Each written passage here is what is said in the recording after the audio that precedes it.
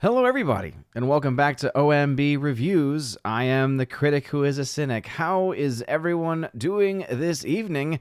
Happy and blessed Monday, a blessed first week of Advent, and welcome to episode 531 of the Welcome to Asgard podcast, where tonight we're going to talk about the box office from this past weekend and really the past week, where Wicked and Moana dominated the box office. Some are throwing Gladiator 2 into the mix. However, I don't think long-term that is going to mean a whole lot because that film cost way too much money to make and is not looking to make a lot of that money back, at least based off of the current numbers that we are seeing.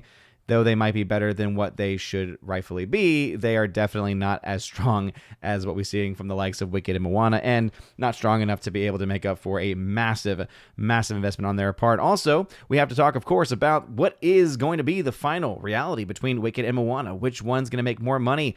As you all know, if you watched my box office breakdown this past weekend, I think that if either one of them is going to make $1 billion, it's going to be Moana 2, sooner rather than later. And I don't think Wicked at this point actually will have enough gas in the tank to get to the $1 billion mark as had been previously thought, even by yours truly. So we'll talk about this. And also, of course, it is the season of Advent. Unfortunately, the lights that I have in this office have not been working all that well. Whenever I change the colors, it puts them very, very low, and you just don't even see them, and so it's not even worth changing them. I miss the days when I had the lights that I could actually change the colors with because it was always fun to do that. But before we go any further, please make sure you smash that like button, loud that fire button over on Aussie, smash the button as well. We're also live over on Twitter/X, all the platforms tonight.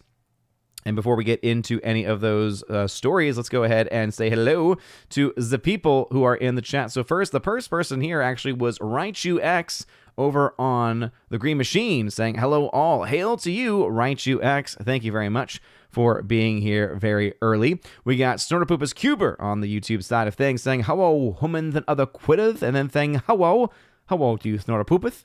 Always glad to see you in the chat, good sir. We got Jeremy Sikowski saying, Odin. Evening, Odin, everyone. Evening to you, Jeremy Sikowski. Snorterpoopus, by the way, also thank you for being a member on the channel. Speaking of members, we got Wendy Hunter. Wendy, what's up, Wendy? Saying hello, chat, and Odin, hello to you. Welcome back. Welcome back. Always glad to have you here. We got Keely Chow hanging out also. What's going on, Keely Chow? All the usual. He then goes on to say, how was your Thanksgiving and holiday weekend? It was pretty good. We drove down to the state of Georgia and went to, I don't know if anyone's ever been to Helen, Georgia before, but it's a nice little town. There's a couple of sightseeing things you can do there. One of the coolest things was there is this single person mountain coaster, which you get to control your speed. And that thing was a ton of fun. Way overpriced. As someone who's a huge adrenaline junkie, loves roller coasters, the fact you have to spend, I think it was like $32 to go the first time, and then if you go the second time, it's like 50% off, and it's like only $16. Yeah, that was a bit much. That was a little bit much for me. Now, again, I think that was the total with both my wife and I going together. So I think it ended up being like $16 for an individual ride and then $8 for a second ride. That's still a little bit too much for me. But it's a lot of fun. It's a lot of fun. And I went full speed, of course. No brakes. No brakes for this guy. But it was a lot of fun. And then there's also Anna Ruby Falls, which is in that area, and that was very beautiful. And it was fun getting to do that little hike. As my son, as little Thor, he he was having some fun trying to get up the steep inclines, and let's just say he had to get carried quite a bit. So overall, that was good. Food was good on Thanksgiving as well. My brother-in-law cooked the turkey, and it was probably one of the food. I can only think of maybe one other time, and it was probably one that he made from our previous Thanksgiving where it wasn't dry. It was delightful. It was quite delightful. Carl Jacobs, hail to you. Thank you very much for being here. Thanatos Felicitas, what is going on? Welcome, saying hello from 7:30 p.m. That's right. You made it. Glad to have you here. I can now jump back into the main chat here. Still saying hello to the people as y'all come on in. Jimmy A was a member. Hail, Jan and Odin. Hail to you, Jimmy A. Carl Jacobs, sad to say my wife and daughter conspired to get me to see Wicked at some time this week. They swear it's not a chick flick. Yeah, I mean, it's a musical. So I think there are some on the internet, especially on our side of the internet, that would say automatically that it makes it a chick flick because it's a musical, or some other thing that they'll say about it. And for me, as someone who grew up with theater, I can tell you that most musicals in general are for pretty much for most people, not for one specific group of people over the other. Wicked is definitely, I think, one of the better musicals. It's one that I think no matter what your history is with theater, whatever your experience has been with previous musical movies, this is one that I think most people should be able to enjoy. One of the things that people fail to talk about when we speak about demographics is that, yes, the majority of the audience for Wicked has been women, but the majority is still 60%, which means about 40% of the audience is men. So that means that there's still a large portion of men showing up to these movies. And as we know, this is not just guys being dragged along by their girlfriends or by their wives. I'm sure there are a plethora of them that are, because if you are in a couple, the chances of you seeing a movie together are very, very high. But at the same time, there are a lot of people who enjoy a good movie and has been getting good reviews. And yeah, I don't think it comes across from my own experience of having seen the actual stage play. I don't think it really came across as much of a chick flick. It obviously is a female-centric story, and I think women are going to be able to connect with it better, but it doesn't mean necessarily that you're just going to be, cornered out. So I can't guarantee anything because I've not seen this specific version yet, as my wife wanted to see it. But as I've learned now for a long time, especially with the kids, it's so much harder to find time to be able to get out, especially since all of our closest friends and family are, not near us. And so we're very limited in our options for like babysitting and things like that. But it's on our list of things to do together. And so at some point I'm going to watch it. I might actually have to end up seeing it without her, but I won't do that until I actually have that conversation. Happy wife, happy life. Carl Jacobs down to say, tell me Wicked is not a chick flick. Tell me Nerdrotic is overstating the case. Well, here's the thing. Gary is biased against musicals. So I just, at least that's how it comes across to me. So I think in his mind, musical ipso facto is chick flick. I'm not of that mindset. I think that there are some musicals that play well to both sides, to both men and women, and there are others that really don't. So I think that this, again, I can only base this off of the stage play. The stage play, I think, was able to play to a large swath of people, different groups, demographics. It seems, based off of the audience, at least for this movie, again, 60-40 split is still a large portion, a male audience. So I would say that, chances are, I say there's a higher chance that you'll enjoy it or be okay with it than you being ninth circle of hell reaction like Gary. And again, it really depends on your own personal history with musicals in general. Icthulu, what's going on, good sir? Thanks for being a member here on the channel, of course. Wish you a great Monday post-Turkey Day. Absolutely.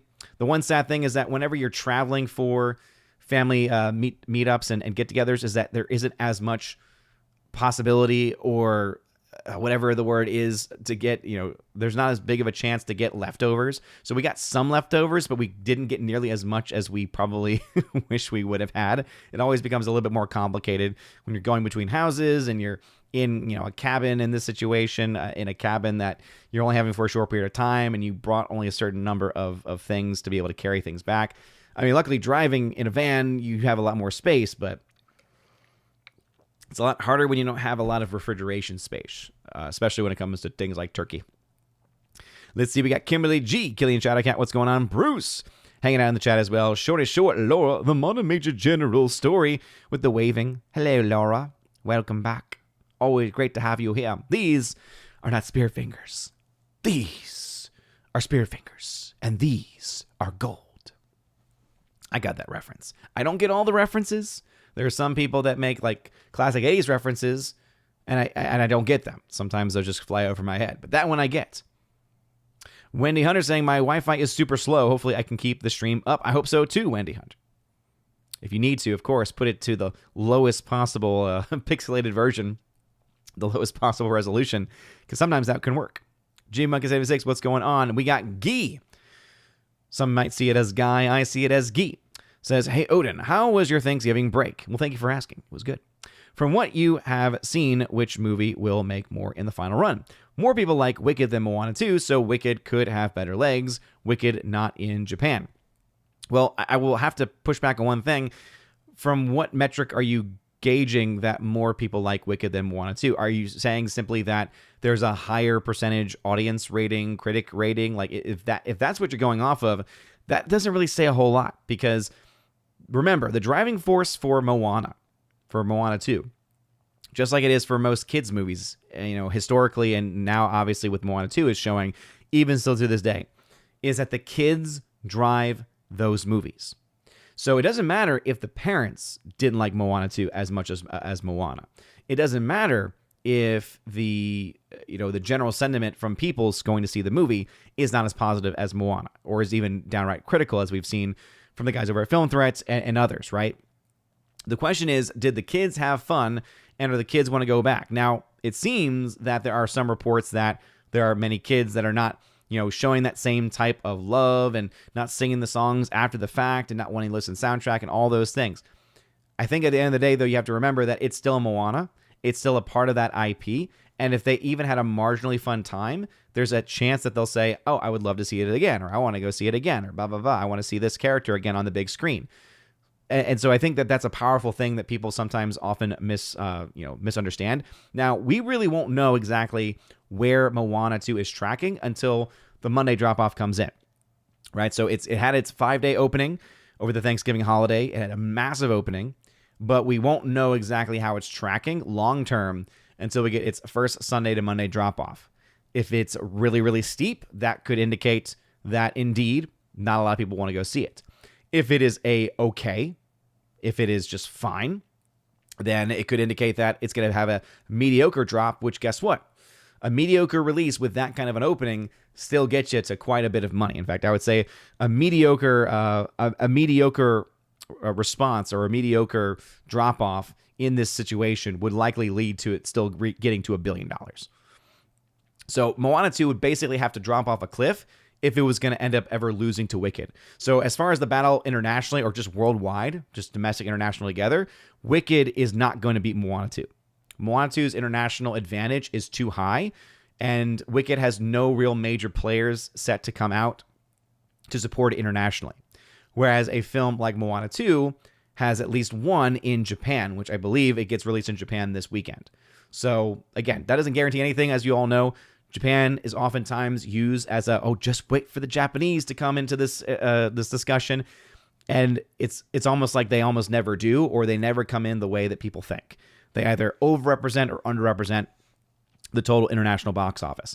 So I think that we'll have a much better idea, obviously, by the end of this weekend. As you all know, I always go based off of the first 2 weeks, but based just on the numbers as they are now, it's very difficult for me to see Wicked being able to beat that film out worldwide. Now, domestically, again, I won't be able to say for sure or have any real confidence until I see a bit more, but based off of just the current opening weekend of this versus that, Moana 2 has a huge advantage. Huge advantage. We'll talk about that in a bit. Let's just get into some more comments before we go fully into that topic. Let's see. Lady Tharp of Hastings. What's going on, Lady Tharp? Thanks for being here. Thanks for being a member here on the channel as well. We got Father Miller. Father Christopher Miller. Hail to you, Father. Thanks for being the chaplain here of the channel, saying, from Slate, Santa should not be a white man anymore. Who wants to tell them the truth about Santa? Let's just talk about St. Nicholas and where he was from. And because guess what? I bet a lot of people have it wrong, actually. Icthulu, who's a member, saying, geez, I saw that interview where Cynthia and Ariana have breakdowns and cry because of mental illness. One can only assume what the heck is institutionalization, if basically is them being institutionalized needed. I don't know necessarily about that, because here's the thing. They're actors. In the case of Ariana Grande, I know this is a fact that she was a theater kid.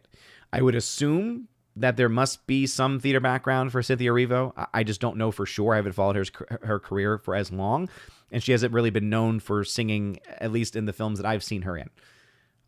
Different for Ariana Grande, right? I talked about this experience before where I actually got to see her on Broadway. I actually saw her on a Broadway stage when she was about 13, 14 in a show literally called 13 the Musical, of which she was one of the founding original cast members of. And I remember that, just again, how much talent she had even at that very young age, and just to see her, turn into this is really sad, because she's still obviously very talented, but she's also gone off the rails quite a bit. I do think she probably has something going on. And I unfortunately think it probably has a lot to do with her time in Disney because, as we all know, or sorry, not Disney, Nickelodeon, right? Unfortunately, we've seen there's just way too many, young kid actors that get put into the machine. And this is not just, I think, exclusively Nickelodeon. We could look at Disney with this as well. Anything child acting, right? There's always some trauma that happens to some degree. So I'm not saying that there isn't a problem, but I also can't say that there is. And what I would say is that, going back to the original point, I do know that she's a theater kid, and theater kids act that way. Now, a lot of them might also be dealing with some issues that they probably need to see someone about, but it is, I think, much more common to see that amongst theater kids than not. It's not as odd to look at it from that perspective specifically. I think the weirder stuff is more of like just the, not even just the crying and the constant touching, because again, the whole touchy-feely thing, that is pure theater kid stuff right there. No doubt in my mind. Again, this is something that I experienced firsthand, being a part of the theater community for many years. But I honestly don't know what it is. I don't know what it is. But it's either they're acting and they're just putting on a performance, is the other point that one can make, because they are actors by training and they are actors. And if you know anything about theater kids, you know that it's like always a show, because it's always about, hey, how do I impress these people? Oh, I'm into acting. That means acting is now a part of my life, literally every part of my life. So how much of it is them putting a performance on for others? How deep does that go? How has that impacted them long term? I think you could probably say it's a mixture of both of those things. All right. Anyway, Forever Sci-Fi, hail to you. By the way, voice is a lot better than it was last week, but still not 100%. So if it goes out every now and then, I do apologize. I might try to, I said this last time too, but might try to have a shorter show just to make sure that I can preserve my voice. Definitely will have some tea with some honey after the show, but I might actually need to go do a grocery run after the stream is over. There's a couple things we need here at home. Let us see. Caveat Ty is saying, yo, what is going on? And Laura saying, I can't believe there is a Godzilla advent calendar. As a Catholic, do you have any issues with the silly calendars? Yeah, thank you for sending that my way. It was really fun to see that. In general, I don't. My wife, for instance, she is a huge Harry Potter fan, and so her family got her a Harry Potter advent calendar. And it's actually really clever because in the first day, it is a wand, and it has a black light on it. And what you do is it's the Marauders map. And so you turn the light on, and all of the numbers for all the days are hidden. And so you have to put that over the map, and then all of a sudden they start to glow in the black light. And that's when you find out which day it is. And then there's like little figurines. So the first figurine that she got, because the first day 1 is the wand. Day 2, it's like this little mini figurine of Harry Potter in the invisibility cloak. It's like, okay, that's fun. Right, that's fun. So I don't have anything against it, like as far as like the general just nature of it. However, I do have a problem with it from the sense that it is being a part of that commercialization of the holiday, right? The loss of the meaning for the season. And I think that it would be something that's okay, specifically in a house where, for instance, like ours, where the primary devotion is the actual Advent wreath, is actual daily devotional prayers. We do the Jesse tree, which is a beautiful devotion that's like 1,000 years old in the church. My son loves that especially. So having this as kind of this extra thing that is meant to kind of just be that extra fun thing, that's where I could see a place for it. If that's your primary thing, that's where I would have a problem. And that would be the case also for any of the toy versions of it or any of the commercialized versions of it, right? Where it's just like, that's a little too much. Yes, drive safely, Laura, please. Wizard Lives Matter, what is going on? Saying here, Moana 2 will run circles around Wicked. Yes. Again, the numbers right now seem to indicate that very clearly, and we'll jump into that in just a second. Says King and Rumsky, are you going to suffer through either Wicked or Moana 2? Well, first off, King and Rumsky, thanks for hanging out over on the Green Machine. Always glad to have you over there. And yes, so Wicked is definitely on the table. As I mentioned before, that's something I'm planning to see with the wife, because my wife also is a fan of the musical. I'm a fan of the musical. I've seen the show 4 times. Again, I do like the music. I do like the story. Much better than the book. The book has a lot of problems, a lot of issues. But, It's not the worst thing out there for sure. The musical, however, on the other hand, much better. I think the adaptation, it's one of those rare times when the adaptation's actually better than the original source material. And I think the music, especially Stephen Schwartz, just a beautiful composer. He's done a lot of really great music throughout his years. And I think Wicked's one of the best that he's done. And I think that it's really, really good. Now, again, just from the stage version, whether the movie's going to do that, I've been hearing a lot of good things, but I have a lot of doubts. It looks like a lot of CGI. It looks like a lot of green screen. And you all know that stuff drives me nuts. Drives me nuts. But with that being said, let's go ahead and dive into our first story. And that's going to require us, of course, to talk about the fact that, hey, when it comes right down to it, there's only one person who should ever do this. Time to see a real mathematician at work!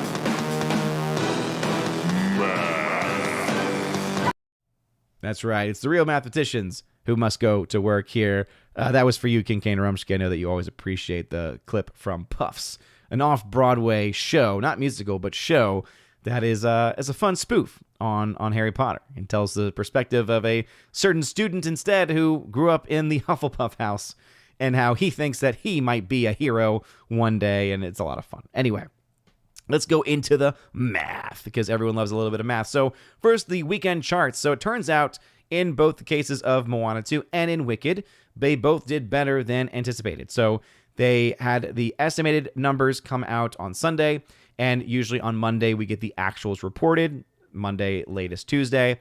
And for Moana 2, it actually went up quite, about $2-3 million.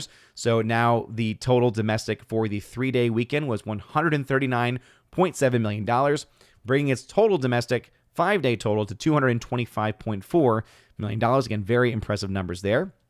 Wicked, on the other hand, in its second weekend, dropped only 28%. So again, very, very strong drop, very strong hold, having not only the holiday frame, but also the separation of the opening weekend to this one. To only drop 28% is very, very good, making $81.1 million. Also a very strong number, $263 million. Now, here is the thing, though, right?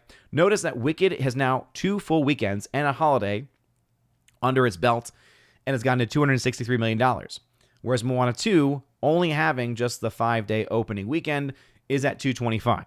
So you're already looking at about a $40 million difference, and Moana 2 still has a ways to go to actually catch up as far as total days in release. So whereas Wicked will start to drop off a lot more quickly, again, in a general sense, because in most cases, when you have a movie that gets a week or two before, released before another one, usually that movie is obviously going to be following its own unique timeline, right? So most movies follow the timeline where they make a lot of money. They either have a massive drop-off or a small drop-off, and then they see, again, very similar drops from week to week to week after that, right?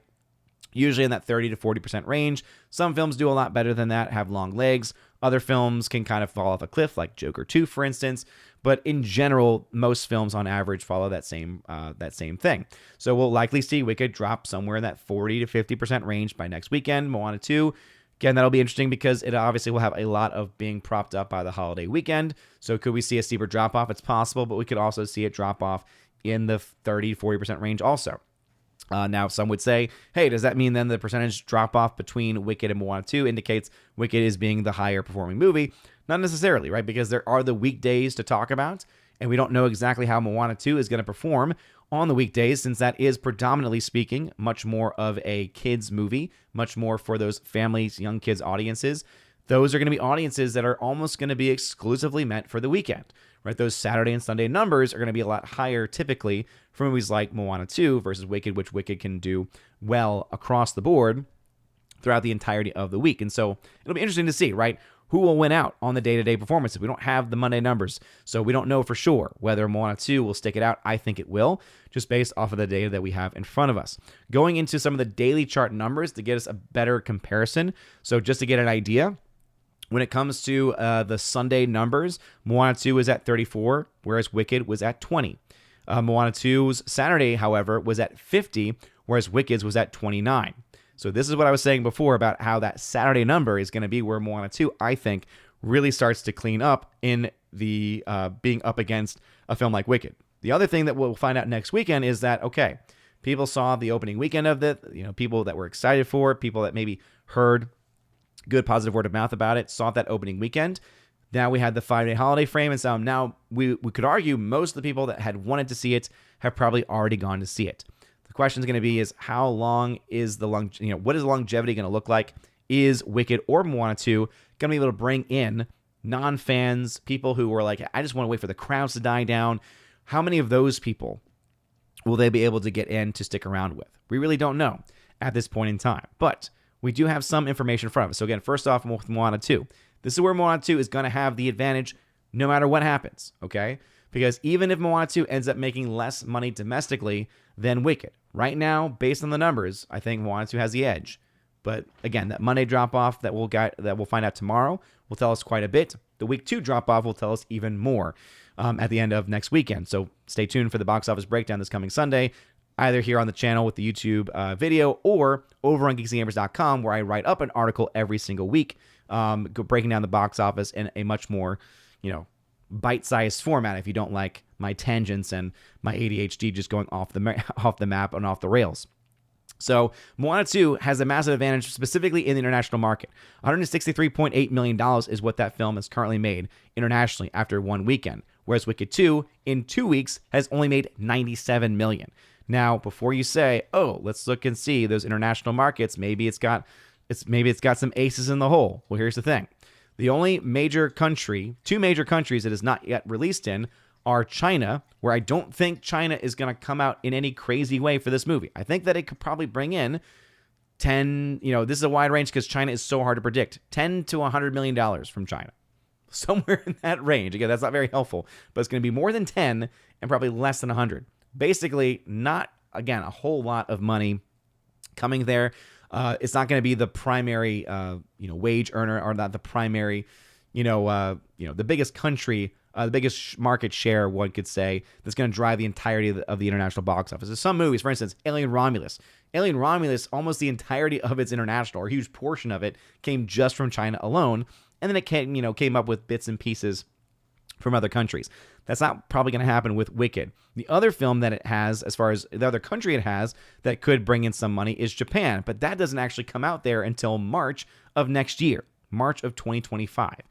So basically that means that the chances of Japan being a major factor are not very high, because anyone in Japan who really would have wanted to see the movie, guess what? There are many ways to be able to see movies nowadays, and not all of them mean going to have to go to the high seas. Because it could also just simply be something like, hey, I have a VPN, and access it when it becomes available on VOD or on streaming, right? Because that's a long time. It's going to be available on VOD long before that March 7th release date. Sorry, I need to wet my whistle for a second. Anyway, so really internationally, there is not a whole lot left for Wicked. Now, as I mentioned before, Wicked's going to do better internationally than people think. That does not mean that it's going to do an amazingly well job. It doesn't mean it's going to be the biggest or one of the biggest international releases of this year.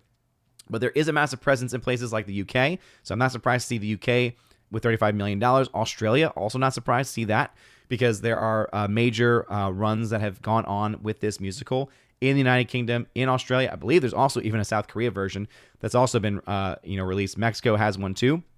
So I'm not surprised to see those specific markets doing as well as they are. But that being said, and though those markets might do better than what other films might do typically internationally, there's just not a whole lot of money left there. So that $97 million is a huge crutch versus, again, Moana 2's $163.8 million advantage. The other thing, too, about the Moana 2 numbers is that this film also has a delayed release in Japan, but only until this weekend, right? Only until December 6th. So guess what? That means that Japan's probably going to have a lot more attention, a lot more eyeballs on it than a Japanese audience in March of next year for a film like Wicked. So I think that the advantage there for Japan's audience is going to go towards Moana 2 and not so much towards the audience for Wicked. And if you go ahead and look, that's really the only other major market that it has. And so Japan could, potentially be kind of a deciding factor in whether or not it makes $1 billion. But here's the interesting thing. Look at all the countries, right? All of them are really doing pretty well, right? France, of all places, has the highest, with the United Kingdom being behind it with 15 million, Mexico with 11 million, and then China only making up around $7 million. And so clearly not a major success in China, and that's ultimately a good thing. You don't want to have a lot of your money coming from China because the CCP gets most of that money, and you as a studio only get about 25% of that money. Now, some people say, okay, let's just talk about comparisons between these other movies. Well, here's the fascinating thing to me. Before Wicked even gets brought into the discussion, okay, when you go back to 2016, right, and the first Moana movie, these are all numbers adjusted for inflation, as you all know. I think that if you're going to compare movies, you got to do apples to apples, which means either go to ticket sale estimates or inflation. Either one usually tells you the same story, though. So when it comes to the first Moana, it had an opening day. Now, this also came out over a Thanksgiving weekend, interestingly enough. So that first Moana in 2016, Thanksgiving of 2016, made $102 million over the 5-day frame. So again, look at its first Friday was 27, but it had made up to $58 million by the end of its first Friday because of the Wednesday, Thursday Thanksgiving numbers. It only got up to $102 million versus Moana 2, which got up to $225 million. That means that Moana 2's opening weekend more than doubled the audience, more than doubled the money from the first Moana movie. Whether you're comparing the first few days, 140 million to 58, whether you're comparing the first Saturday, 50 to 26, 34 to 16 for the Sunday comparisons, it's very, very clear where the advantage is for that. And remember, when you take into account Moana 2016, guess what? When you adjust those numbers for inflation, that first Moana film actually made around $855 million. Now, unadjusted, it was around $600 plus million. Either way, whether you're saying $600 plus or $800 plus million dollars as the first Moana film's final total box office, when you remember that, okay, the total domestic box office for Moana ended at 310, and this new one is at 225 already. Okay, that means Moana 2 is going to beat the domestic box office for the first Moana film. It's already doing it. It's already pacing well ahead of it. And if it continues to pace on this kind of level, we could probably expect Moana to get to 500 plus million just from the domestic market alone. It started off at 163 international. Well, guess what? The international for Moana 2 wasn't that massive, right? $545 million is pretty good. Again, that's the adjusted number there. But that's not as massive as we've seen from some other massive projects, right? If you look to a Lion King, for instance, right, the live-action Lion King, that film made over $1 billion. A lot of that was because of a massive international showing. Moana 2, though, with $163 million in this case, is a very strong start for this movie. And so do suspect that we'll probably be able to see Moana 2 get up to probably a similar, if not higher level than the first Moana movie. So what does that mean? That means $1 billion, I think, is all but guaranteed for Moana 2. Compare that to Wicked, though, right? Where do we see the internationals? Very, very different. And also the total amount, $360 million is what Wicked is after 2 weeks versus $389 for Moana 2. Moana 2 has already made more money than Wicked has made. And Wicked has been out for a week longer. Now, as people have been mentioning, but the long-term box office could make the difference there. Again, that absolutely could happen. But what I'm seeing in these numbers, okay, especially when you compare the first Friday, right? Moana 2 had a better first Friday, had a better first Saturday, and had a better first Sunday versus that of Wicked. I do think that ultimately then what that means for us and what that seems to indicate, especially when you just take into account what we're seeing, Moana 2 has a big advantage here, worldwide, but also, I think, domestically. Monday numbers will tell us a lot. We'll find those out tomorrow, but that's currently the state of the battle between those two films. And so what say you? Let me know in the comment section down below. And if I missed anything, please let me know. Alrighty then, back into the chat. We've got Shorty Short Laura saying it's arguing about Die Hard season. Hardwick saying, I watched the Salty Nerd discussion about unification. I heard you say you've started watching the original Star Trek. How far along are you so far? I honestly don't remember the exact episode I left off on, so please don't quote me on it. I think I'm about 10 episodes or so in. So not to any massive degree, but about 10 episodes, I think, into the first season. And overall, the fact that I'm 10 episodes in should hopefully indicate that overall I've been enjoying it. Let's see. Liberty Fella watching over a Green Machine saying, saw Wicked, never having seen the musical, but having read the book, production design was fantastic, but it did not make me a fan. Yeah. So that's interesting. I typically have not met a lot of people that have read the book but have not seen the musical. Most people have seen the musical and not even read or even heard of the book. I do think that, and again, you may disagree, I do think the musical is better as far as the story is concerned. But yeah, it's an interesting perspective to say the least. Rob D, thanks for tagging and saying, hello, Odin. Do you think we'll see a resurgence of shills for Moana 2 and Wicked? I mean, we're always going to see the shills for these markets. Wicked will definitely have a higher share of them. I think that Moana 2's biggest flaw is the fact that most people in the shill space are also in the access space. And so when they look to a movie like Moana 2, all they see is just laziness. It's like, okay, this is just a completely heartless cash grab. It's the very definition of what cash grabs are.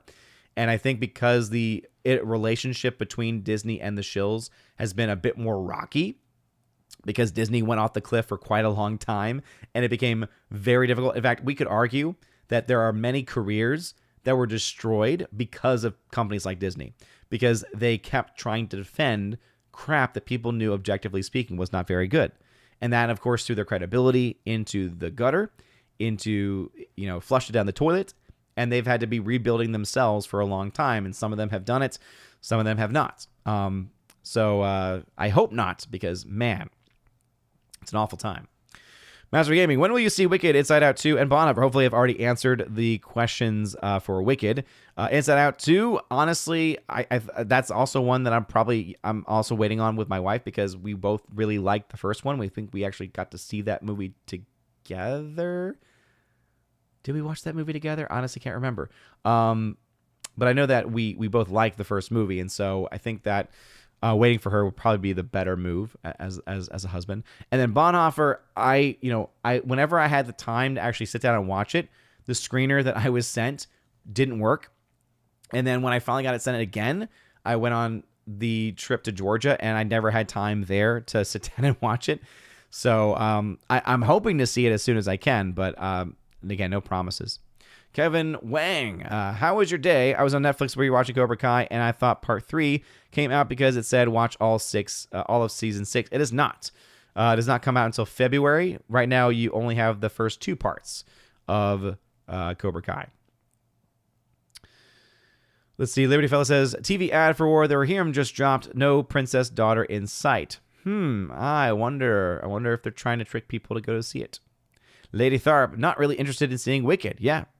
Again, just because a audience is predominantly women does not mean that all women are going to see it. Wendy Hunter, didn't you say the movie is not like the stage play? Would you recommend seeing the movie if I've never seen the play? Well, I can't say for sure because I've never actually seen the movie before, right? What I could see from the clips that I've watched, because I have seen some clips, I've been able to kind of skim through a little bit, because I had some intrigue about how they handled certain things. There's changes between the musical and between the movie and the musical. Some of them seem to make sense. Some of them it's like, they say it's to try to adapt it better, but usually it's you just want to lengthen the time. When you talk about a musical that has a first act that runs maybe, an hour and 15, hour and 20, and you turn that instead into a 2.5 hour movie, yeah, you're going to have to stretch it no matter what, right? Everything I've heard, though, has said that the movie is very much a good reflection of the musical. If it was me and you had the opportunity to see the musical, I would recommend seeing that first no matter what. I just think that it's a great production. And the touring cast, the official touring cast, has always been, from my own experience, has always been really good. But that's just me. And so if you have any interest or intrigue in watching it, I can't stop you from watching the movie. I won't say one way or the other whether you should or not. I can speak to the musical, though, and say it's well worth watching. Gary Benjo saying what? It sucked. Gary, you also in your review, I believe, admitted that you don't like musicals, and so therefore your opinion does not really matter a whole lot in this regard, because that means that you had a complete bias against the musical in general before even watching the movie. So it's like, there's not a lot of objectivity there, man. Just saying. Shorty Short saying, I did a Gladiator Wicked double feature Sunday, and the Wicked showings are still sold out. Yeah. Also good on you, because I would not have been able to watch anything after Gladiator. That movie was awful, man. Gladiator 2. What a bore. What a giant bore fest. Whereas Wicked, I could see, depending on your audience, that could be fun. I'm not surprised by that. Again, Wicked is doing well. Like, please do not get me wrong here, because I think some people are misunderstanding or mispresenting what I'm saying. And that is, I'm not saying that Wicked is doing poorly. What I'm saying is that when you compare it to Moana 2, I think Moana 2 is doing better and will do better in the long run. And when it comes to the potential for box office success or not, much of Wicked's success depends a lot on how much they actually spent on the marketing. Because whether it is $150 million, which again, that is what's been confirmed as far as the actual production, the actual marketing cost. Okay. So $150 million budget, $150 million in additional spend on just advertisement, and then up to an additional $350 million in partnerships, which, remember, partnerships does not mean that they've spent $350 million and are not getting anything back from it, okay? What it means is that they have worked with other companies, and the value of those partnerships is valued at around $350 million, and usually they require a bit of something from both, right? So Wicked will say, we want to promote our movie in your stores, Target. Let's create a product together that you can have with the Target brand, but also has the Wicked brand on it as well. And then we split the revenues, whatever it might be. Okay, I don't have access to what deals that they've made, but that's ultimately what that means. But that does leave that question mark of, okay, well, how much did they actually spend on those partnerships? Were they a 50-50 split? How much revenues, if any, are they getting? How long will it take for those revenues to get in? Those are questions I don't have the answers to. And just my sphere of looking at this stuff, that's far beyond my sphere, right? I leave that to the Valiant Renegades. I leave that to others. I focus simply on box office stuff, right? And from what I can see, it seems that Wicked spent a lot more on marketing as just raw marketing. Again, when you talk about what you typically spend, if I have a $200 million movie, typically I would spend $100 million in addition to that on marketing. Usually you multiply the budget by 1.5, you get your total spend. That's how most movies go. In this case, you're having to multiply it now by 2. So that's about a 0.5 increase, right? Times-wise, right? Times 0.5 more than what your typical ad spend is. Guess what? You do have to make, therefore, quite a bit more money back in the long run. That being said, Wicked is making a lot of money. So I think that Wicked will be able to make its money back. I just don't think the profits are going to be nearly as high as what they could have been had they spent just typical marketing costs. And again, that's just because if you spend more money, you have to make more money, obviously. Hopefully that clears up any confusion over that. I went into a lot more detail with that in my Geeksy Gamers article. Master of Gaming, have you seen Star Trek Unification yet? I have not. I'm not a massive Star Trek fan, so it's just not really been on my list. The man with the orange hat is lurking once again. Orange hat, why you keep lurking, man? I miss your mighty axe. Don't take that out of context. Jimmy A was a member on the channel. Yeah, very few child actors make it out unscathed. That's why I respect Jason Momoa for not letting his kids act. Absolutely. It's also why I respect the likes of, even though I might have problems with him otherwise, but the relationship between Blake Lively and Ryan Reynolds, right? They are very big on their kids not being seen. And I think that's a good thing, right? Because it saves their kids from any unnecessary, unneeded exposure and kind of tries to protect them a bit too. And I think that's a good thing. Cthulhu, thank you for discussing the Theater Kids issue. Very grateful. No problem. No problem. Only a theater kid can. So, Laura, Cynthia was in the Color Purple musical in 2015. Was she really? Oh, wow. And wait, was that really back in 2015? I forgot that there was such a small turnaround between the Color Purple musical 2015, and then wasn't there just one just a couple years ago? Like just a year or two ago, in fact? Man. Hollywood out of ideas. That's crazy. Because obviously, Laura, you know this. I know the thing I know Cynthia Erivo from is from a film that I really enjoyed, The Bad Times at the El Royale. And I thought she was really good in that. She may have even sung in that, actually. So that would make a lot more sense. Okay. Because if she's a theater kid, then a lot of how she acts makes a lot more sense. It doesn't justify any of it, but it does make it more sense. Father saying, I still want the Die Hard calendar where Hans Gruber is falling. Boom. Yes, absolutely. But again, having that as an additional thing, I think is fine. I'm also not an authoritative source on these things, and so I cannot proclaim anyone to be, committing any grave sin or anything like that. It is funny, though. I did have a couple of kids at school have a question. They were like, so basically at school, we allow the kids to decorate their lockers. And so one of them wanted to do a nativity scene on their locker, and their idea was to put the faces of their friends on their locker. And they were asking me because one of their friends thought that, oh, well, that sounds sacrilegious. And so they said, oh, let's go ask the teacher. And so they asked me about it. And I basically had that same response where I said, well, I would say the smart, prudent thing would be the prudent thing would be to have the Holy Family, so the baby Jesus, Joseph and Mary, leave them be as they are. But I think having the shepherds and the sheep and the wise, like having those persons, that I think is fine to have your friends' faces cut onto. I don't think there's any problem there. And again, it's all about finding that balance and trying to not fall into the mockery of it. And that's why in general, I don't think those things are mocking it. Wendy, I have a Harry Potter sock advent calendar. Oh, interesting. Lex Ladendi, ahoy, oi, all. What's going on? Lex Ladendi. Liberty Fella over on Green Machine saying, saw Bonhoeffer above average biopic, but the real story is so inspiring and relevant today. I hope people will support it. Unfortunately, the big releases are edging out the smaller releases now. Yeah, but here's the thing too. It's an Angel Studios problem, dude. I'm going to be honest. Because if you looked at every single Angel Studios release from this past year, all of them have really underperformed.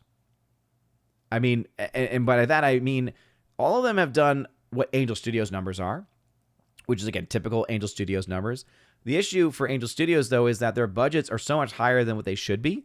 They're not ready to be in that, even that mid-range market. They should not be spending more than $20 million on any of these films. And yet, in often cases, they do.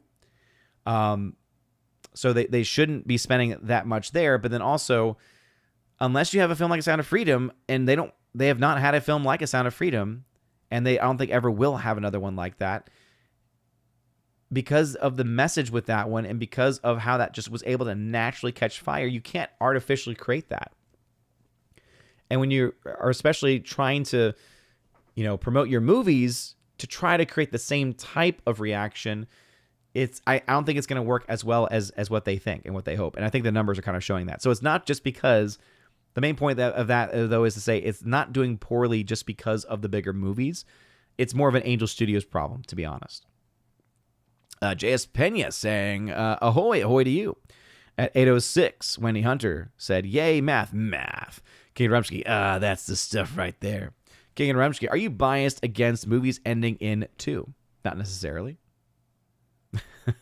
Not necessarily. Wendy Hunter, I'm one of those waiting to go see Moana 2 for the crowds to calm down. Yeah, I don't blame you. Cthulhu, can you show the 2024 best holiday weekend box office ever without inflation, average ticket price comparison to the 2016 second best, if I'm remembering correctly? Grateful. Where would that be, Cthulhu? Because I don't know of a place that has that type of comparison right at the top of my mind. Now, I in the past have created charts, because we love charts here on OMB Reviews. I have not had the time or mental capacity to make such a chart as of yet. But there might be out there if you can find them.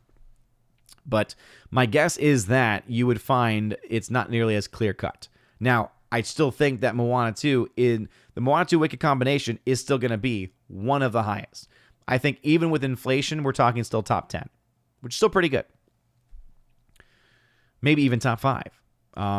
The point of it is to say, though, when these companies come out, when these shills come out and they try to say, oh, new record, and it's like, no, like, let's at least, before we start saying record-breaking stuff, let's actually, break this down a bit more. Be a bit more honest. Keely Chow leaving once again. Caveat ties, though, saying, would you say 51st Dates was Sandler's first vacation movie? As in, movie he did just as an excuse to have a vacation for his friends. I don't know if it was his first, because I haven't followed his career that closely. I was a big fan of Billy Madison, big fan of Happy Gilmore. Let's see, he did Big Daddy, which was also fun. Even a film like Mr. Deeds was also fun as well. But that could be. That could be the case, because I assume that they actually did travel to Hawaii for that movie. So that would make a lot of sense to me if that was the case, if that was just one of his first movies to say, yeah, let's travel somewhere. But I don't know enough about his filmography. Ozatako, will Wicked break $1 billion in your opinion? No, I do not think it will. And the reason why is because it has an international problem. It's going to do better than expected internationally, but that does not, better than expected does not mean much of anything. You would have to have, in order for that to happen, Wicked would have to likely get to $700 million domestically. Because I think $300 million international is a bit high for that movie, but it's at least a possibility. Because of the numbers that we're seeing, I would be surprised to see Wicked, internationally speaking, break $250 million. Who knows, right? A lot could happen. I just don't see it being that much of an international play. So it's mostly going to be a domestic run. And based off of where it's tracking right now, $500 million is definitely on the table. $700 million, I don't think that's in the cards. But again, we'll find out a lot more as the weeks go on. Hosatako also said, Wicked is also 2 movies filmed back-to-back, correct? Yes, it is. It is also back-to-back. Sorry, excuse me. Because in order to get them released a year apart from each other, they had to be filmed at the same time. Which I prefer, actually. Kevin Wang says, Moana is close to where the Mario movie was. Yeah, I haven't looked at that comparison, but, I mean, just looking at the raw data points. The other thing, too, and I mentioned this in the box office breakdown from this past weekend, something that I think also people are not necessarily thinking of is, remember another little film from just this past year called Inside Out 2? Remember how it made $1.6 billion? When you compare those numbers, okay, the opening weekend for Inside Out 2, now this did not have a holiday to help it out, so the raw 3-day total for Inside Out 2 was $154 million. The raw 3-day opening without the previous days for Moana was around 130. So you would think Inside Out 2 has the advantage, but we can't just compare that. And so comparing first day's opening, so up through the first Sunday, Moana 2 was at 225. Inside Out 2 at this same point was at 154. Now, Inside Out 2 lagged like crazy, okay, right? The first Monday, for instance, made $22 million, whereas the first Monday for Wicked was 15. The first Monday, even for Moana back in 2016, even when you adjust for inflation, was only 2.9 million. So Inside Out 2 had some crazy summertime legs. So will it have the same? I don't know. The other thing, too, is Inside Out was able to break $1 billion internationally. I don't know if Moana 2 is going to have that same type of pull. It could. The real question, though, is if the tracking of Moana 2 continues in this direction, Inside Out 2 capped out at $652 million domestically, right?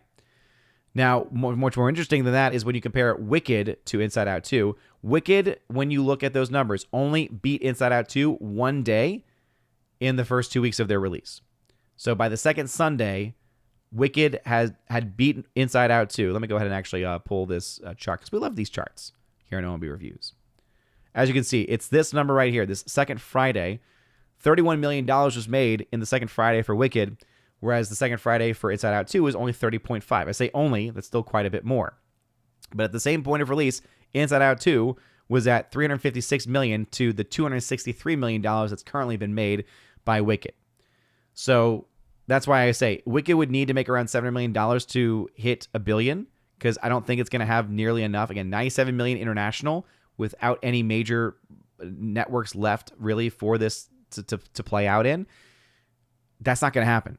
It's just, again, $300 million, even $300 million international does not seem correct. $263 million domestic, that's very good. That's very, very strong. There's no one denying that. But if Inside Out 2 at 356 at the same point, almost $100 million more at the same point of its release, was able to edge out with great legs at $652 million. Wicked with good legs, but nothing like Inside Out 2, at least not at this point. It's not getting to that number. So I think $500 million makes a lot more sense for a film like Wicked, which means what? Okay, you're still dealing with a movie that's going to have, what, $600 to $800 million worldwide, maybe, by the end of its run. I could see that being a possibility because of the domestic. Whereas Moana 2, I think $500 million absolutely is on the table for that movie, domestically at least. And internationally, I think absolutely, $400 to $500 million is a possibility there too, if not more, in fact. Japan will be interesting to see how much that plays in. So Moana 2, I think, has a very good chance at $1 billion. Was Wicked, I think, has almost no chance. And again, we could see some crazy things happen over the Christmas season. If Wicked ends up having random legs, now it's a little bit too early to have this kind of release, but if it has a situation where it's just like the Puss in Boots legs that went well into the new year, okay, maybe the possibilities open up there. But as of right now, I'm not seeing it. Let's see. Thenata says, I recommend you watch the cartoon version of the OG Star Trek. It used scripts from the show. Interesting. I never even knew they had a cartoon version of the show. Master Gaming, do you think the Bollywood fan base will show up for Pushpa 2, The Rule? I am not an expert on the Bollywood audience, but they tend to show up as far as at least the per theater ratio indicates as much. So sure. Why not? Lady Tharp, I already started watching Christmas movies. Nice. Jimmy A., who is a member. On a side note, the titles Wicked, Heretic, and Sinners all sound like they could be a part of the same series. The bad series with no redeeming characters whatsoever, almost like an SNL skit. Interesting. That is very interesting. Did not know that there was a movie called Sinners, though. That's one I was not as aware of in that regard. Speaking of Christmas movies, yeah, over the past weekend, we watched the classic How the Grinch Stole Christmas, which now that my son is 4 is a lot more fun because the questions are just always the same and he just wants to hear you answer the question in a slightly different way every time. So it's like, what's the Grinch doing? What's the Grinch doing? Why is he doing that? It's fun. All right, anyway, Hardwick. Star Trek got canceled before they could depict an end to the 5-year mission. Vic Mignogna's Star Trek Continues is very well made ending to it. I know where you can get Blu-ray ISOs of it. Cool. I am not there yet, so please don't reach out and share that with me because I will lose that and forget about it because I have a long way to go in the Star Trek saga. Master Gaming, do you think that Gen Z will show up for Y2K, the new Rachel Zegler movie? Never even heard of it. It's called Y2K? No, I don't think they will. I really don't think they will. Jose Taco says, Jeremy saw the movie and loved it. Wait, Wicked? Did he really love Wicked? I cannot watch the daily streams, okay? Because I work full time and I only have so much time to consume content. So it's like I can only do so much. And I did not see him post a review over on Critic List because that if you want to see me, if you want me to see someone's reaction to a movie, it needs to either be a very quick video on YouTube in a review form, similar to what we would find from like a Jeremy Johns, for instance, or it needs to have like a comment and a review over on Critic List. Because, I'm going to say Alan Ng, shout out to him, of Film Threat fame, gave it a most excellent score over there. Our very own Laura, Shorty Short, gave it also a most excellent score. I trust both of them quite a bit. My Nerdy Home, shout out to Steph, member of Geeks Gamers team. She gave it also a most excellent score. I'm not seeing Jeremy's score. I'm not seeing his score. So are you talking about that or are you talking about something else? Or am I missing something? Or is it Moana 2 that you're talking about? That would make a lot more sense. That's why context is always very important. Jimmy A. On the flip side of earlier comments, I'm not interested in seeing Gladiator 2 as a guy. Yeah, agreed. So like it was the whole Glicked nonsense was supposed to be, oh, this is for the men, this is for the ladies. And even though you did see a much larger proportion of the audience be female for Wicked and a larger portion male audience for Gladiator 2, percentage differences does not always indicate success. Because Gladiator 2, as I mentioned, the big issue with Gladiator 2 is simply the fact that it cost a crap ton of money. Abomination over on Odyssey. What's up, Abomination? Finally here. Says, Odin, I finally sat down and shopped around for movies and shows to buy, and I'm blown away by how many there are. My list of 1,400 doesn't even come close to covering everything. I found collections totally 25 movies for about $46, and I almost cried at all the movies I had to cut out. Yeah, dude. There were so many sales. This past weekend, and the one that I recommended, and the one that I really enjoyed quite a bit. Hold on one second. I'm very confused by this. What?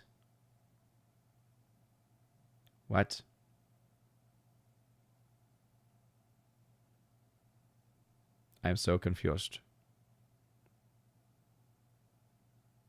I'll have to look into this. Sorry, I got a random text that had my daughter's name, and so I was like, wait a minute, why is my daughter's name being mentioned? What is going on here? And then it took my brain a second to process that. Anyway, but no, so I was able to pick this bad boy up. In fact, the Columbia Classics. So this is Columbia Classics. Been doing some really cool things.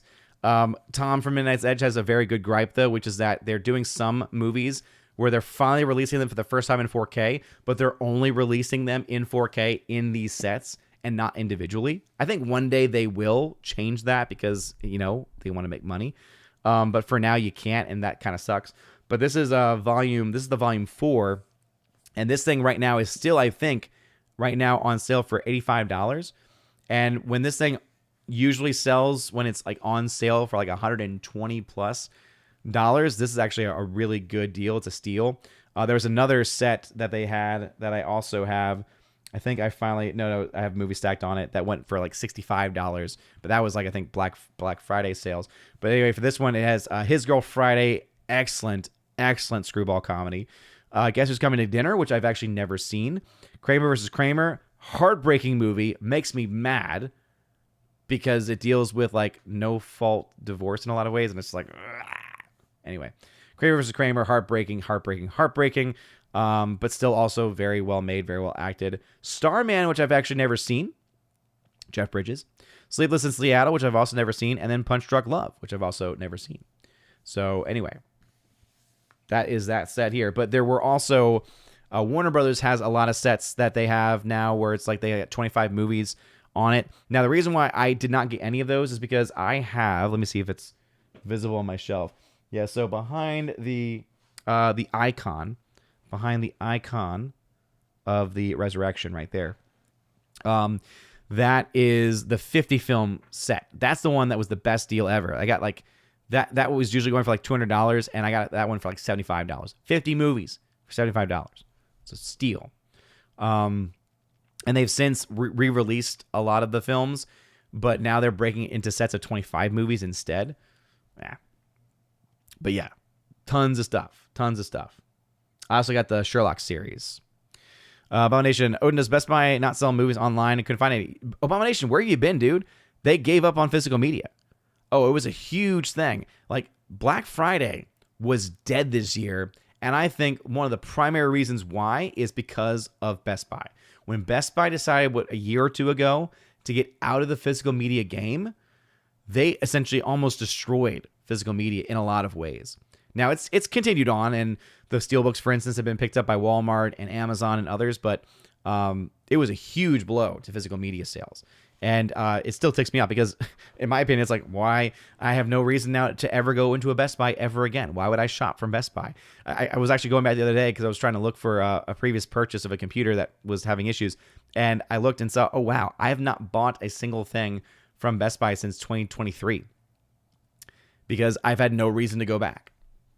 I used to get stuff for giveaways all the time because they'd have all the steelbooks. But no, they gave up. Jacob Wiseman, would you watch a Warhammer Fantasy or 40K live action movie? I don't know much about the lore, to be honest, so I'm not against it, but I'm also not really looking forward to it. Hosataco, did Moana 2 steal or take away sales from Wicked? That's the thing, Hosataco. It's impossible to know that. Because some people say, well, look at these audience demographic breakdowns. This shows us clearly that there's this crossover, or this shows us clearly that there's this taken audience. No. All that those demographic breakdowns show us is what is the makeup of the audience going to see a certain movie. Keep in mind, though, the demographics, right, especially generationally, these are huge generations. So you could have two movies where 30% of the audience is Gen Z, but you could also have it be where, hey, guess what? 30% of a larger total population audience is going to be much more significant than a 30% of a lower population audience, right? 30% itself does not indicate much of anything, right? So unless you are going individually to every person going to see a movie and saying, hey, were you planning on seeing this movie instead? Or, hey, are you going to see both movies? Unless you have that data, it's impossible to know. And I know that they typically are more likely to do polls like, are you more likely to see this, or have you seen these two movies? And I would not be surprised if there was a lot of crossover between those two. But that's more speculative than it is anything else. Duncan Blackthorne, what's going on? Hardwick, do you think the movie of Wicked would have made even more if it starred Kristen Chenoweth and Idina Menzel? I don't, actually, because they're way too old for those parts. And as much as Kristen Chenoweth still has an amazing voice, Idina Menzel still has an amazing voice. When it comes to specifically Elphaba by Idina Menzel, I think that there were women who took that role on after her who were much better. She may have originated it, and so a lot of people have a connection with her because of that. But I don't think that she was the best person that portrayed that part. I think Shoshana Bean, phenomenal voice, phenomenal characterization. Eden Espinosa, also phenomenal voice. A very underrated person, Stephanie Block. Look up videos. If you are a fan of the musical at all, look up Stephanie Block's version of No Good Deed. Really, any song that she ever did, but she was phenomenal. Shoshana Bean, also phenomenal. Eden Espinosa, also. For Eden Espinosa, she is a bit more of a acquired taste in that she takes very weird choices. I remember the thing that just got me about her was during the final, when she gets elevated into the air during Defying Gravity, she would kind of just scream her, it's me, off key. It was very weird, but it was clearly a choice that she had made. Everything else always sounded really good. But when I say acquired taste, what I just mean is that she took very interesting choices that no one else really did. But yeah, so getting back to the main question, though, I don't think it would have made more had they been in it. In fact, I think one could argue it would have made less because it would not have appealed to that younger audience as much. As you all know, I don't think that stars sell movie tickets anymore, and I don't think that social media influence and following influences tickets either, but it does influence it to a certain extent. So there are a lot of audience members that went because Ariana Grande was in it. That's just a fact. Was it a huge portion of the audience? I don't think so. I think if it had been someone else, a lot of those same people would have still gone to go see it. But yeah, I don't think that those two specifically would have led to it making more money. It would have made more money had the current actors in the movie not been promoting it. Had they just shut their mouths, I think it would have made a lot more money. I think it would have made a lot more money too if it had focused less on the CGI elements as well, having a more competent, capable director behind it. Again, not to say that the guy's incompetent, but I think that in better hands, I think it could have been even bigger. That's just my thought, though. Master of Gaming, have you seen Anomaly Inc.'s videos praising Gladiator 2 and Avatar: The Way of Water? Nope. And why would I want to watch someone's videos who are making stupid claims? Clearly false claims. Heartbreak Ridge.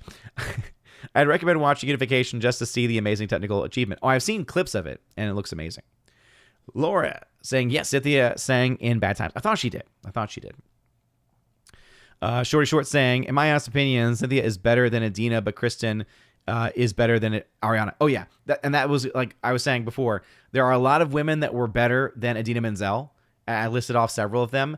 There were not many that were better than Kristen Chenoweth. Because Kristen Chenoweth is just such a talent and still to this day has that voice.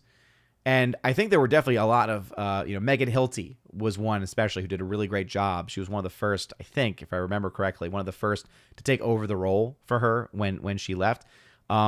She did a great job. So there were really great, Galindas as well. And that's the thing too, right? We talk about this a lot on FNT, where we talk about like actors and people think, oh, I'm the best at this and no one else can do what I do.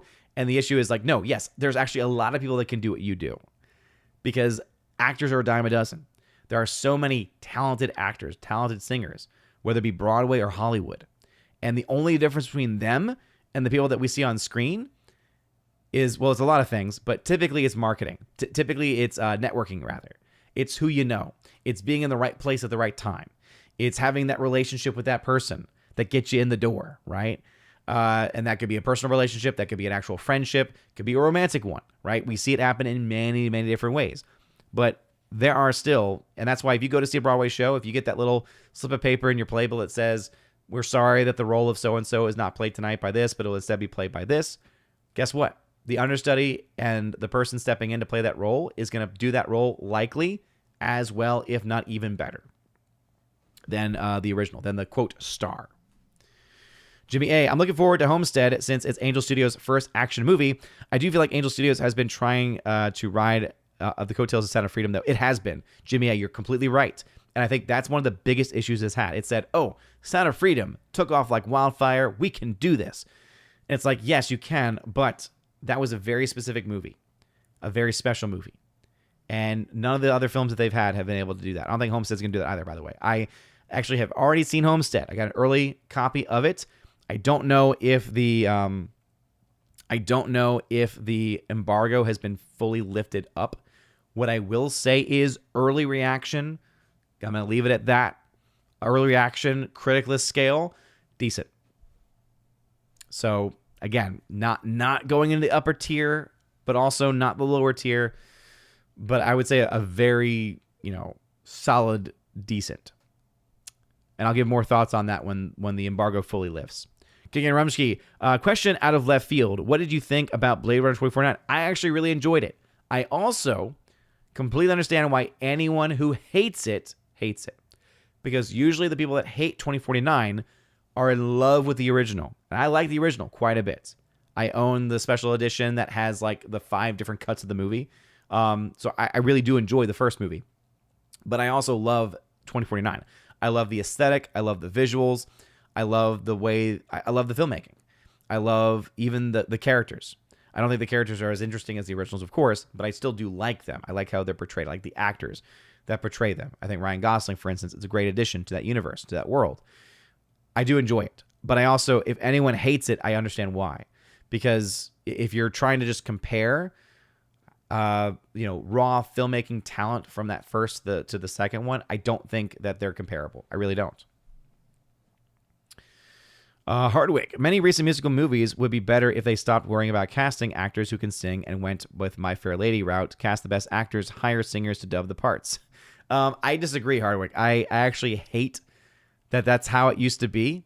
If there's one critique I have of the old Hollywood musicals, it's that the people on screen were not the ones oftentimes singing the parts. Because guess what? They were there. And they could do it if you actually gave them the chance. But the problem is that they never got the chance because they didn't know the right people, because they weren't having the relationship with the director some of the other persons might have been having, because they were absolutely there. I mean, and you see this especially when you have a lot of those leading men were the guys actually singing and dancing on screen. Gene Kelly, I think, is the greatest example of any of that. And you look at Gene Kelly and you think, wow, he was he sang, he danced.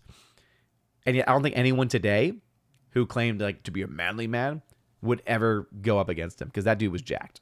Just go ahead and look at any of his movies. You're like, oh, dang, that dude is jacked. Heartbreak Ridge, +1 for Star Trek the Animated Series. Not great animation, but the stories were decently fun. Nice.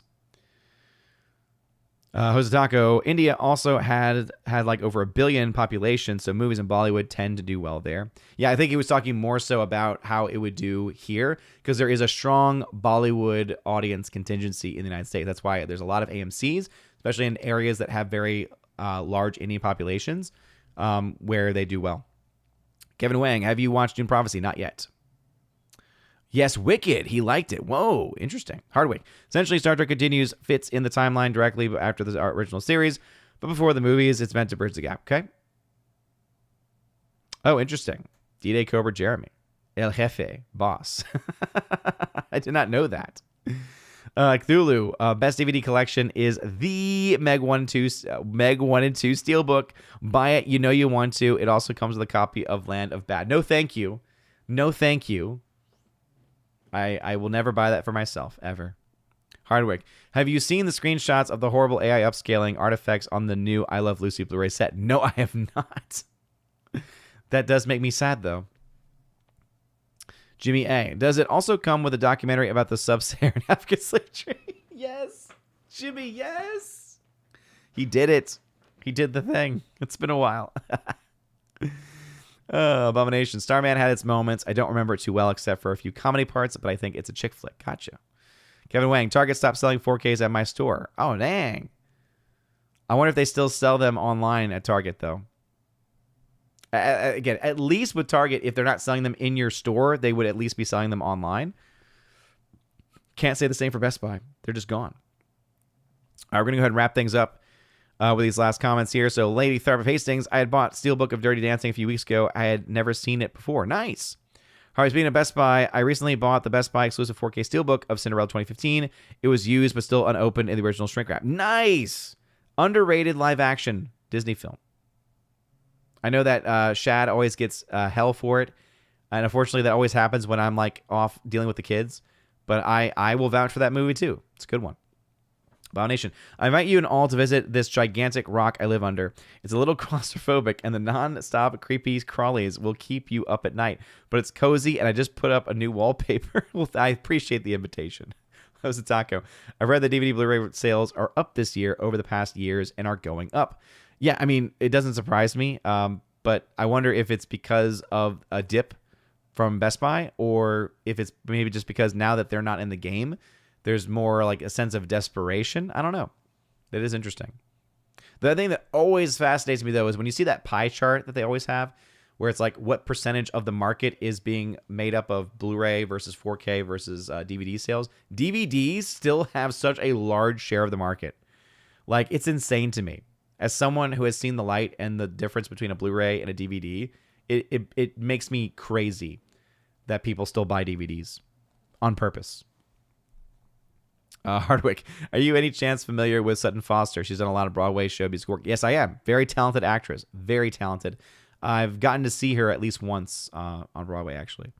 Jimmy A, at this point, Wicked Part 2 will be called Wicked Thank You Next.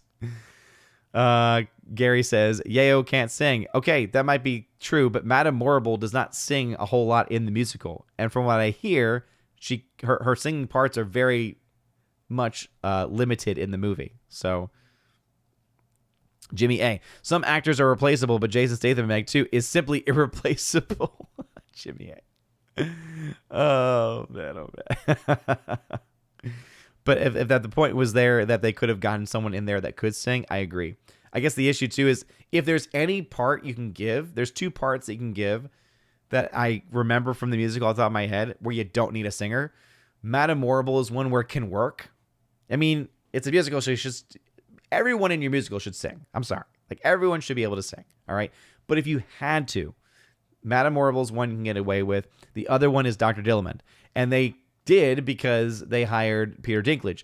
And having heard Peter Dinklage's voice work in Ice Age 4, I think, correct me if I'm wrong, oh my goodness, having to listen to his sea shanty, my son was obsessed with that movie, so we had to watch that film so many times. Every time we got to the sea shanty, my wife and I would lock eyes, we'd be like, ah, he can't sing.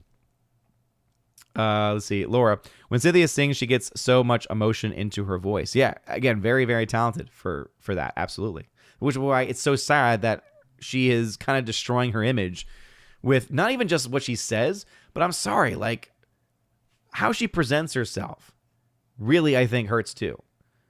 Because there's nothing attractive about the septum or whatever it's called piercing. And I think that she does not help herself. King Remsky, Odin is a twoist. No, Back to the Future Part 2 is a phenomenal movie. Boom. There it is. Suck on that. Abomination. I saw there was a Paramount movie collection for Tom Cruise. 10 movies, including Tropic Thunder. Worth it, possibly. Interesting. Hardwick, Gene Kelly caused a resurgence of the popularity of dancing among men, many of which has seen it as an effeminate activity during the Fred Astaire era. Yeah, I mean, he was a very manly, it's going to sound weird to say, he was a very, very manly dancer. Look up his stuff, I'm telling you. Gary Banjo Sandwich, the Meg 3, the musical. Waiting Hunter and chat, I have to go. Have a good night. I have to go as well. Kevin Wang, the Arrowverse is finally over 2001, 2024. What was the last one still going? Was it The Flash? I honestly was amazed to hear that was still going. I gave up on the Arrowverse a long time ago in a galaxy far, far away. Anyway, that is going to be doing it for me tonight, everybody. And I just wanted off to end on the note that it is indeed the season of Advent. So it is a great time to start to think about what are some things I can change in my life, whether it be spiritual things, whether it be temporal things, things that one can improve upon. Maybe it's your knowledge of 80s movies like myself, or maybe it's, hey, maybe I should start taking care of myself, eat better, try to do more exercising, whatever the process might be. Maybe I need to add more prayer to my life. These are all things that I think are important for us to think about and consider during this time, because Advent is a season in which we wait for the arrival of Christ. It's not just about the arrival at Christmas time. It's also about the second coming. It's also about the arrival at the end of time of Christ. And so to remind ourselves that we need to prepare ourselves at all times and all places to be ready to face that judgment. And we have to ask ourselves a question. Are we ready? Are we prepared? Are we actually in a position right now where we could face God face to face or not? And if the answer is not, and for most of us, it probably is, and if not, should be, yeah, we have some work to do. So great opportunity, great time to do this is the season of Advent. So I recommend everybody take up some devotion, whatever it might be, however big, however small, and think about it. Anyway, let's go ahead and get to these last comments here. Forever Sci-Fi saying good night. Superman and Lois. Of course. I forgot. I almost forgot that was a part of the Arrowverse, but I guess it was connected. Smallville was never a part of the Arrowverse. The R. Good night and God bless. Odin all. Good night to you. The R. Thank you. Cthulhu. You can improve upon your Meg fandom. Oh man. Okay, so I'm just gonna say this. I'm not even gonna highlight your chat, dude, because Wizard Lives Matter. You're new to the channel. That kind of nonsense is not welcome here. Okay, we're respectful of everybody here. All right, but also I've never made it a secret that I'm very, very passionate and very, very vocal about my Catholic faith. So you could just if that's how you're going to be, anytime faith gets brought up, then you can leave. That might not be the most correct thing to say. That may not be what you expect anyone like me to say. But no, seriously, I pray for you, man. If just talking about faith for 2 minutes at the end of a stream sets you off, God bless you. Hey, Wizard Lives Matter. God bless you, good sir. I will be praying for you specifically. Thank you. You've actually just motivated me to make you a new mission, okay? I will be praying for you now every day for the rest of Advent, and I'll be praying for your own conversion, and I'll be praying for you to be able to open yourself up to the life of faith. So God bless you, good sir, and thank you for that motivation, because we need that sometimes, man. And again, I know this chat is amazing. That's why I love my Asgardian chat, because we support one another. We support new people that come in. We love bringing in new people of all faiths and backgrounds. Guess what? There's a lot of people here that do not have any Christianity within them whatsoever. And guess what? They're still loved here. They're still accepted here. You want to know why? Because they don't go off on a little tangent like you did because someone mentioned their faith in Christ. So seriously, Wizard Lives Matter. God help you. Anyway, thank you to everyone else, though, for being amazing and awesome and beautiful people. I always appreciate you being amazing and always being so supportive of not just me, but also of everyone in the chat when we all go through whatever it is that we go through. So Advent, great opportunity for us to pick ourselves up and to pray for people like Wizard Lives Matter, and to also look into ourselves as well, because all of us have imperfections that we need to fix. So we talked about a lot of things tonight and had a lot of fun. So I hope you all have a wonderful rest of your night. I need some tea with some honey. Have a wonderful rest of your Cyber Monday. Again, tons of Blu-rays and 4K still on sale as well. And love y'all. God bless.